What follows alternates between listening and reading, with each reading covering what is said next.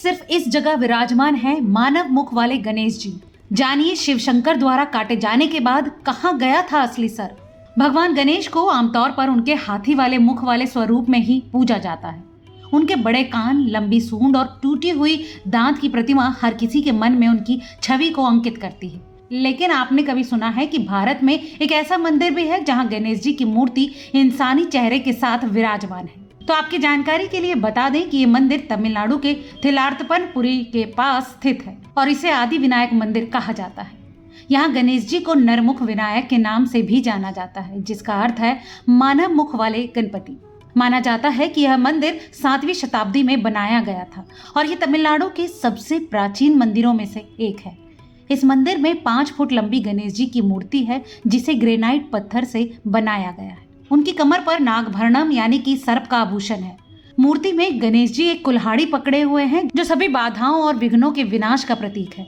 उनके हाथ में मोदक है, जो उनका प्रिय व्यंजन है और ये जीवन में छोटी छोटी खुशियों और पुरस्कारों का प्रतीक भी है। इसके अलावा मूर्ति में एक रस्सी भी है, जिसे कठिनाइयों से उभरने की आशा का प्रतीक के रूप में देखा जाता है, और एक कमल है जो आत्मज्ञान और विकास का प्रतीक है। पौराणिक कथाओं के अनुसार भगवान गणेश का जन्म देवी पार्वती ने स्नेह और ममता से किया था।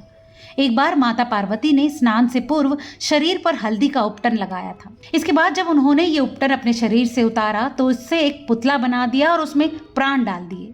ये सब भगवान शिव की अनुपस्थिति में हुआ, जो उस समय कैलाश पर्वत पर ध्यान कर रहे थे। जब माता पार्वती स्नान करने जा रही थी तो उन्होंने गणेश जी को द्वार पर पहरा देने को कहा। जब भगवान शिव वहां पहुंचे तो गणेश जी ने उन्हें अंदर जाने से रोक दिया। इस बात पर क्रोधित होकर भगवान शिव ने उनका सर काट दिया। जब माता पार्वती को ये बात पता चली तो उन्होंने अत्यधिक क्रोध और दुख व्यक्त किया। देवी पार्वती की बात सुनकर शिव को अपनी गलती का एहसास हो गया। देवताओं के परामर्श पर गणेश जी के कटे हुए सिर की जगह हाथी का सिर लगाया गया और उन्हें दोबारा जीवन दान दिया गया। भगवान गणेश को हाथी का सिर मिलने के बाद उन्हें कई देवताओं और देवियों का आशीर्वाद प्राप्त हुआ। उन्हें विघ्नहर्ता कहा गया, जो जीवन की बाधाओं को दूर करने वाले भगवान हैं। तभी से गणेश जी को हाथी के मुख वाले देवता के रूप में पूजा जाता है। पौराणिक कहानियों के अनुसार जब भगवान शिव ने गणेश जी का सर काटा तो वो सिर उत्तराखंड में जा गिरा। यह स्थान आज पाताल भुवनेश्वर गुफा के नाम से जाना जाता है। माना जाता है कि इस गुफा को आदि शंकराचार्य ने खोजा था और यहाँ विराजमान गणेश जी को आदि गणेश के नाम से पूजा जाता है।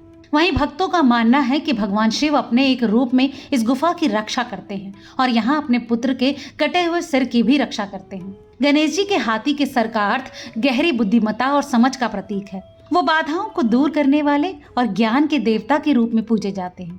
उनके हाथी जैसे कान इस बात का प्रतीक हैं कि हमें दूसरों की बातों को ध्यान से सुनना चाहिए। उनकी लंबी सूंड अनुकूलनशीलता और दक्षता का प्रतीक है।